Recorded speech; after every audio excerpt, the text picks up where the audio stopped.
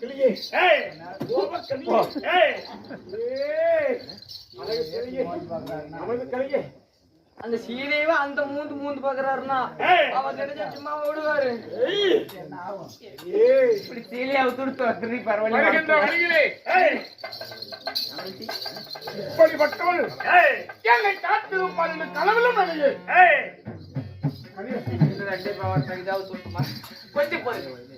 என்ன இருந்தாலும் இப்ப உனக்கு கல்யாணம் ஆவலதானே?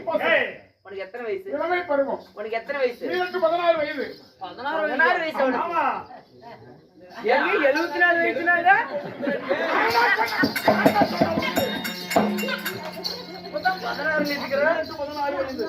சரி சரி எனக்கு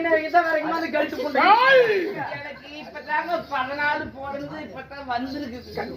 நான் மறு வயசு கூட வந்து